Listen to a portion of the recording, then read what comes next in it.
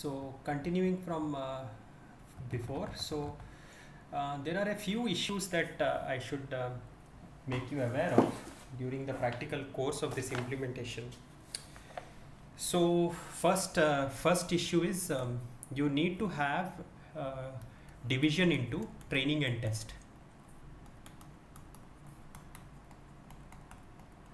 Okay. So you can check in internet, there will be some videos why this has to be done if it's not clear already. Basically what you are doing is your model has to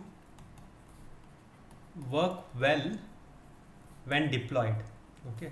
So what I mean by this is like what is the purpose of building a machine learning algorithm? What do you get out of it? See, basically you will do something, it will have a model, it will predict something, but it has to work well in practice. Okay, so somebody who is using this should feel like the predictions have worked correctly. So that is what is meant by when deployed.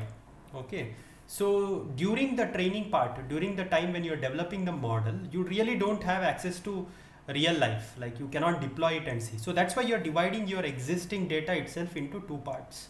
Okay, and then basically you build the model here and then you are going to test it here.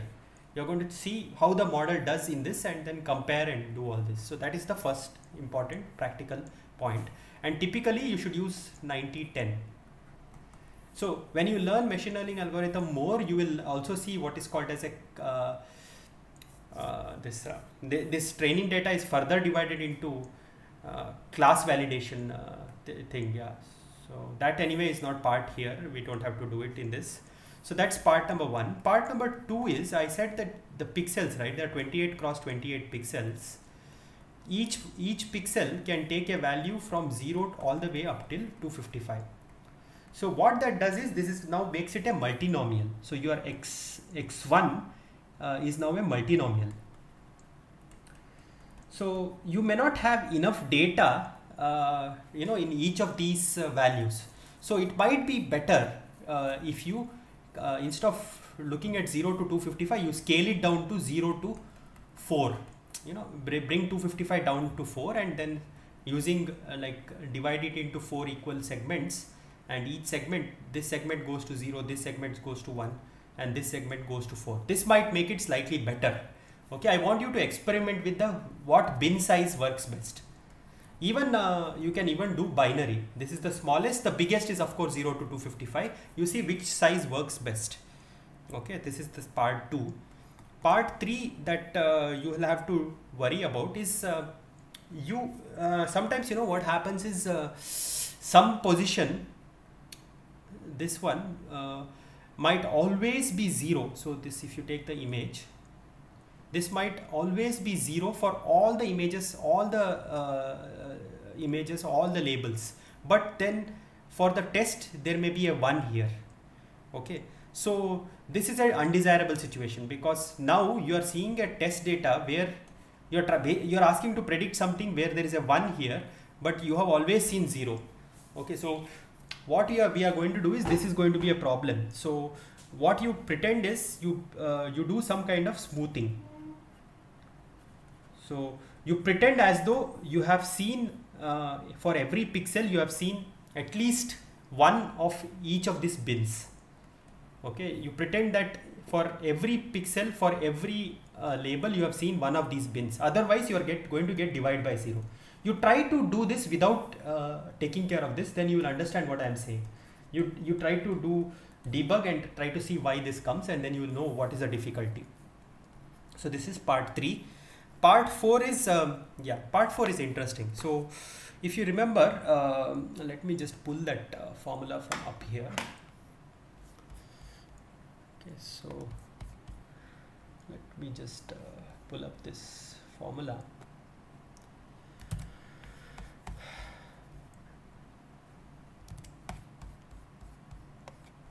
So part 4 is about inference.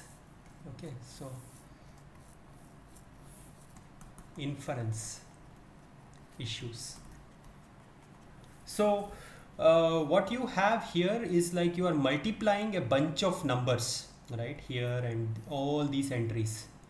So typically when you are doing a model like this, when you multiply a bunch of numbers, okay, and each of the numbers are going to be pretty small. So this entire number, when you multiply small numbers together, like 0.01 into 0.003 into 0.000005 and all these numbers, when you multiply together, you are going to get a very low number. Instead, if you directly try to multiply, you're going to get not a number, which is like a very small number which Python doesn't know how to handle. So to practically implement this, you need to do ln. Take the log. Ln means log to natural base e of this numerator. Okay, do this. Okay, and yeah, that's it. So you do that, and instead of doing multiplication, it becomes summation. So log to natural base e, all these each of these terms will come, I equal to 1 to 784 plus log of the prior probability that yt equal to k, that comes here. So it becomes like a summation. I will leave you to figure out how to, you now know how to do numerator. I will leave you to figure out how to do denominator. Okay, so you like when you take log of products, it becomes log of the each term will come like this. But what will you do if you are supposed to take log of sum of products? Okay, so that, how do we do that? So we don't know yet. I mean, is this the correct way to do, or should you do sum of log AB? What we should do to get the denominator properly so that you don't run into not a number kind of a problem, I will leave you to figure out. Okay, yeah, so these are all the issues that I want you to be aware of. You may face one or more during its implementation. So as I told you, this whole exercise of doing this project is, one is of course get comfortable with probability theory, but secondly is to develop some skills in trying to work with small numbers, trying to work with data sets, trying to work with models, trying to understand the theory. You know, it gives you a nice snapshot of all of this. Okay, so I hope you enjoy doing this project, and yeah, good luck.